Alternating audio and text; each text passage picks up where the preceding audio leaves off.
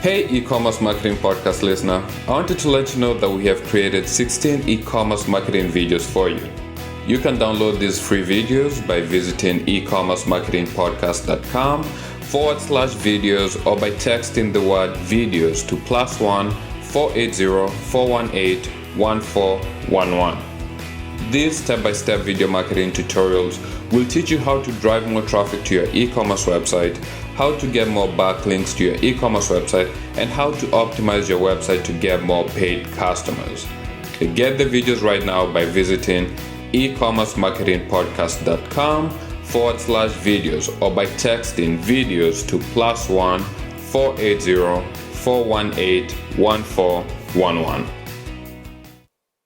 Welcome to the e-commerce marketing podcast. Today's guest is Ross Simmons.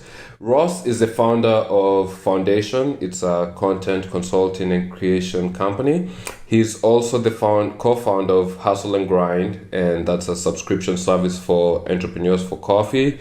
And he's also a founder for Crate, a content marketing software that he's working on right now. Welcome to the e-commerce marketing podcast, Ross. How are you doing? Very well. Thanks so much for having me. I'm looking forward to chatting with you about marketing and digital strategies for e-commerce companies. Yeah, so we'll be talking, today's focus is going to be Instagram marketing.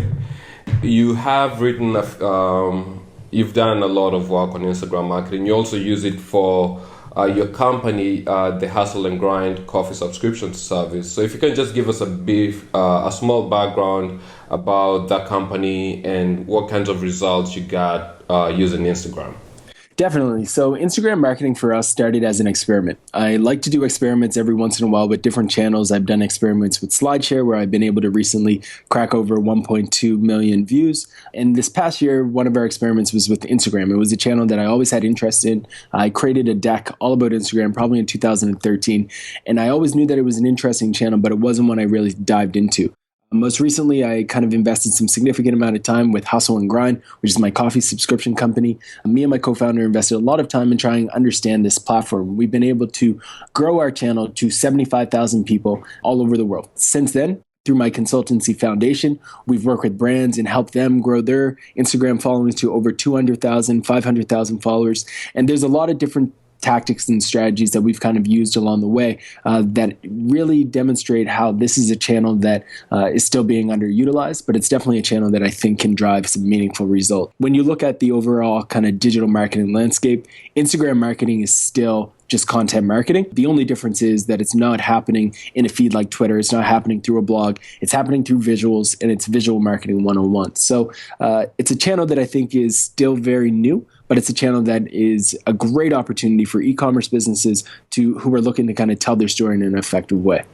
And you mentioned that you've used Instagram to market Hustle and Grind, the coffee subscription service. So what kind of results did you get from that? It's been great. So we have customers all over the world thanks to Instagram. We've been able to take those 75,000 followers and convert them into newsletter subscribers who we've been able to kind of use email marketing as a way to kind of keep them engaged with our e-commerce products. So not only do we sell coffee subscriptions, we also sell posters, we sell t-shirts, we sell coffee mugs, we sell a variety of one-off products. And what Instagram has allowed us to do, it's allowed us to kind of put up a picture of a t-shirt and then tell people to click the link in our bio to order this t-shirt. They're then clicking the link in our bio and they're ordering. And what we tend to see is a conversion rate between clicks and actual acquisition to nearly probably about 30%. So the number of people who actually click directly from Instagram and go to our website, if we have a call to action up about a product of some sort, they tend to convert, which is very interesting. In the early days before Instagram allowed you to actually do advertising, this was the primary way to really kind of convert leads and turn them into customers. So we were into it very early on where we were pushing and telling people to click the link in our bios, buy our products, buy our t-shirts, download a new ebook from us, order our content. And we found that the conversion rates on this platform are higher than they are on Twitter, higher than they are on Facebook, especially when we talk about organic content. So on Facebook, if you put up a post and it's organic, meaning you just share it and it's there, the amount of conversions that you get from our experience has been very low, lower than, say, 5%. On Instagram, the click-through rate is just through the roof. We can put up a post, for example, saying, join our newsletter, and we would see anywhere from 200 people sign up for our newsletter with one single post, and that's organic, and it's not paid, which is interesting. We don't actually pay to put up that post. We just design it, press upload, and then it's done. So I think that Instagram, when you can grow your channel to a significant number, it becomes a mini network on its own within your following. Okay. And what's the type of audience, or who are the users in Instagram? Is there a certain demographic that tends to go towards Instagram?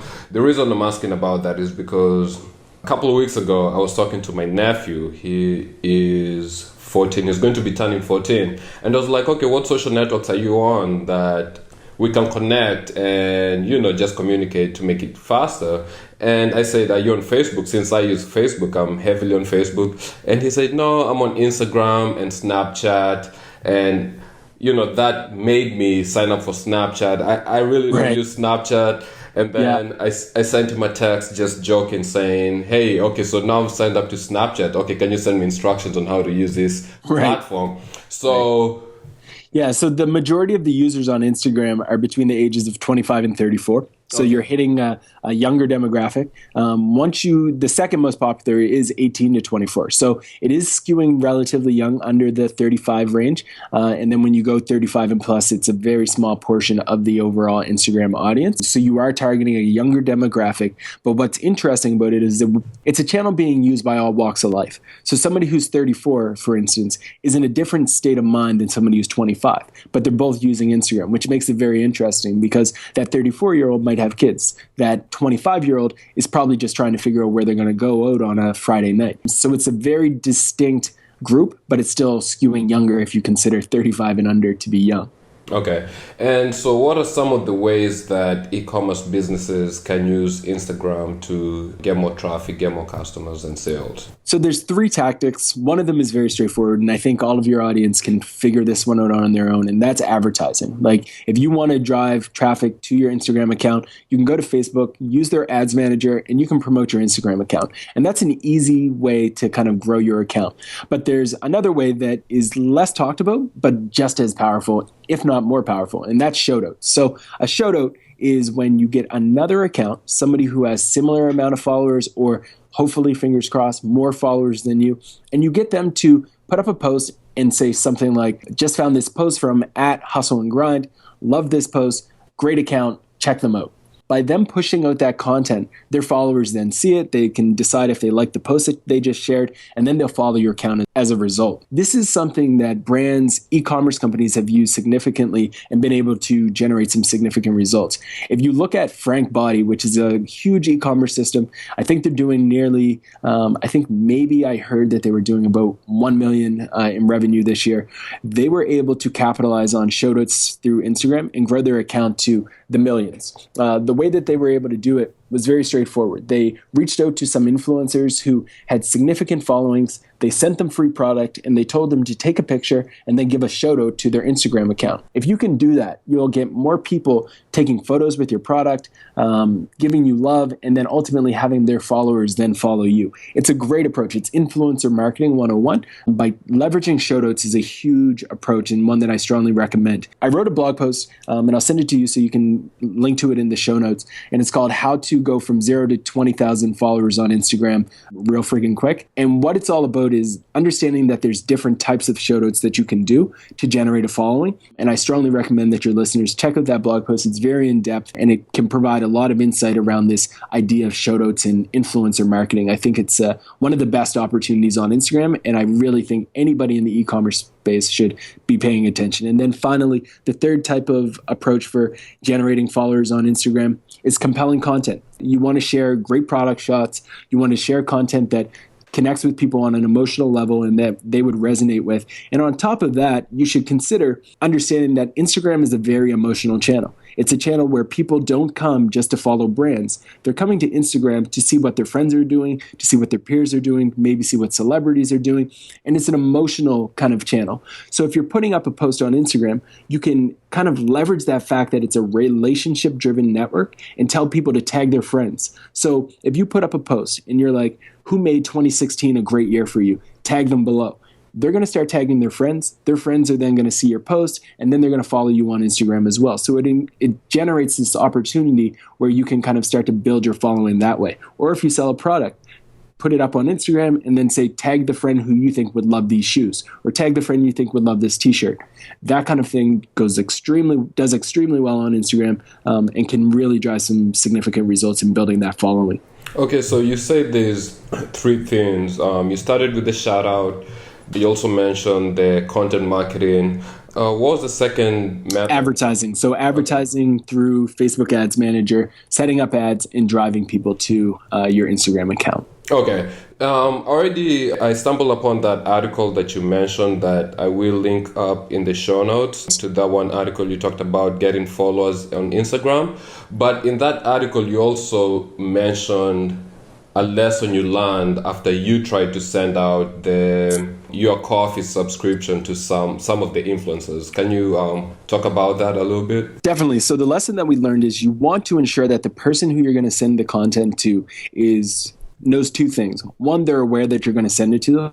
And two, they know that there's an expectation that they're going to share it on their Instagram account once they receive that product. We were sending out product to influencers without actually letting them know that we were sending it, but also made the mistake of sending them product without saying, hey, would you mind taking a photo with our product? So a lot of people were able to get coffee, but they didn't do anything with it. They didn't take a photo. They didn't upload it to Instagram. Nothing happened as a result. So the one thing I would investigate and make sure that you do when you're going about this approach is to ensure that you're reaching out to these influencers beforehand and you lay out specific requirements that you're looking for. Let them know that you want them to put up a post on Instagram, on Twitter, on Facebook, and let them know that you want them to kind of tell the story and tag you in that content. Once you do that, though, you have to recognize that you are opening yourself up to an opportunity where they'll say, okay, I'll do all of this, but I also want to be compensated. And in those situations, you'll have to negotiate a fee, which again can be anywhere from $10 to $20,000, depending on who you're going after.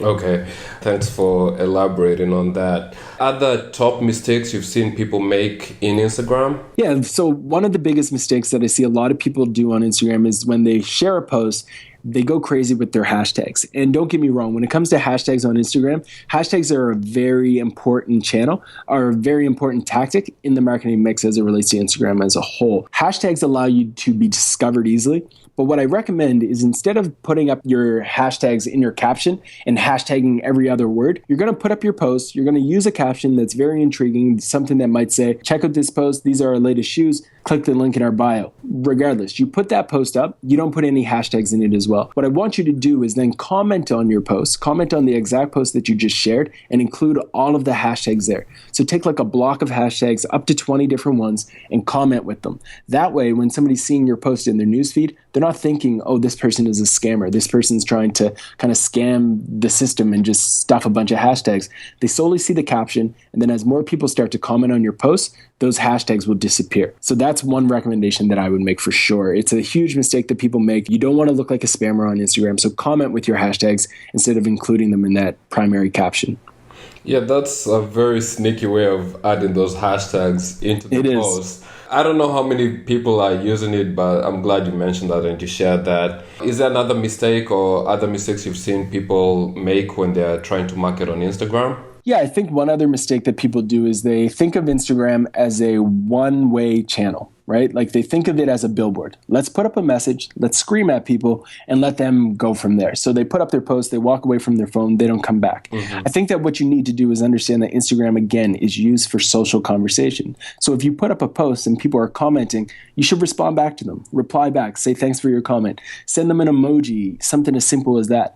And also don't be afraid to go into Discover and search on Instagram, find people who are sharing pictures of your product, sharing things that are interesting to you, and commenting on their photos. For example, with Hustle and Grind, we're a motivational brand. We are focused on people who are entrepreneurs, who are go-getters. So we'll look at the hashtag Rise and Grind. We'll see what people are using that hashtag for. If they're taking a picture of their computer, if they're taking a picture of them at the office, even in the gym. And we'll comment and we'll just say something simple like, "You've got this," or "Hustle now, shine later," or we'll send them an emoji with the fire, something like that. And they love it. People connect with it because they say, oh, this brand is not just a regular brand that's just pushing out their content. They're actually trying to have a meaningful conversation and interaction with me.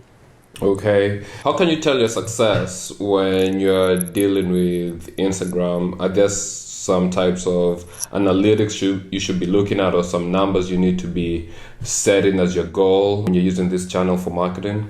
There's the simple approach. If you're using advertising, you definitely want to use Facebook's ad manager and their analytics system. But there's a few channels in particular that I use a lot, and they're Dash Hudson and Simply Measured. So Dash Hudson is a full suite Instagram marketing and management system that allows you to schedule your content, allows you to track when people are mentioning your brand, it allows you to compare yourself to others.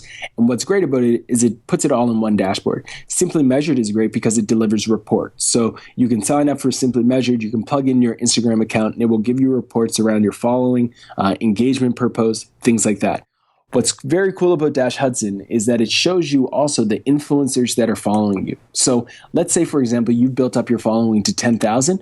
You don't have time to go through those 10,000 users and find out who they are. But with Dash Hudson, it will show you exactly who's following you, what they look like, where they're from, what type of following they have, and it will also show you if they are mentioning you. So for us, one of our biggest strategies is that shout-out approach that we talked about. We reach out to accounts, we reach out to influencers, and we get them to give us shout-outs on their accounts. With Dash Hudson, we can see when those influencers are making their shout-outs, and we can see a direct relationship between the shouts and the number of followers that we get as a result. So instead of us guessing and thinking, oh, everybody's going to generate us followers, we can actually use this platform to track and see who's actually giving us shout-outs that's actually generating results for us.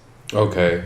And other than Instagram, what's another successful digital marketing strategy you're using to promote Hustle and Grind? So with Hustle and Grind, we're doing a lot of different things, but I'd say one of the other pieces that have been very successful for us is a combination of content curation and content creation. And I like to call it the Netflix approach. So you look at Netflix, and the way that they've been able to build their empire is they've been able to go out and find some of the best content from all over the world. They're finding things from the UK, they're finding content from the US, they're finding content from Canada that movie producers and TV producers are creating, and then they're curating that content into their platform. They're taking all of this content and they're giving it to people who are subscribed to their channels who want to see it. On top of that, they're creating their own content like House of Cards.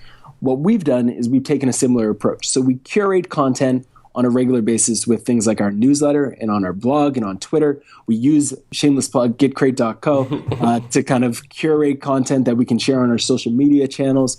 And then we just distribute this content through our newsletter, through our blog, through our Instagram account, and also through our social media networks. On top of that, we create content. So we're creating our own ebooks, we're creating our own blog posts, we're creating slide shares, we're creating a variety of different content. So it's the Netflix approach, as in we're not only using the own assets, the content that we can produce, but we're also taking content from others through guest blogging, through featuring their tweets, by taking their quotes and putting them up on Instagram. We're doing a combination of curation and creation to really deliver value to our target audience, and ultimately that's driving traffic back to our site, which is leading to a sale. Okay, Ross, I really appreciate you coming on the show and just sharing some of those top strategies you've shared with about Instagram marketing.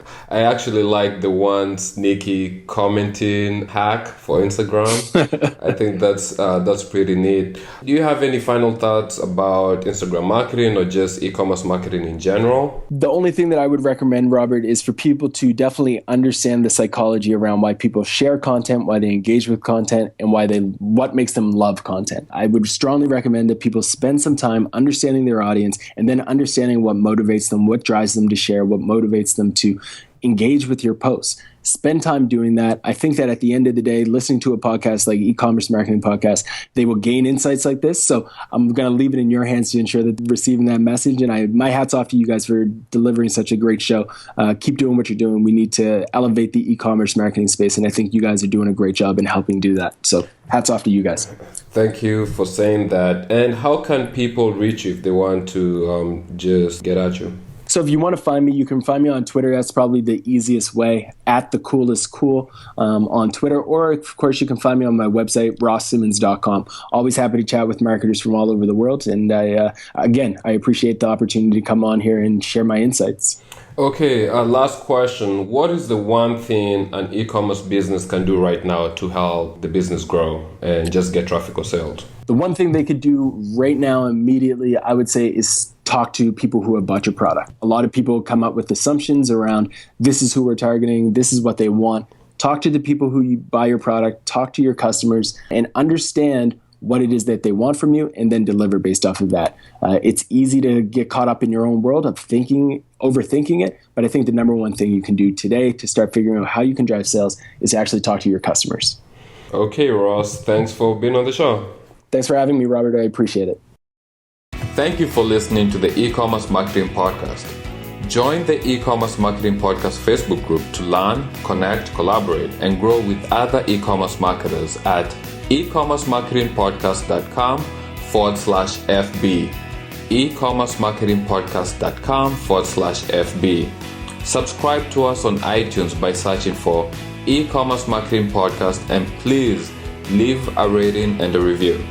Thank you for listening. See you next time.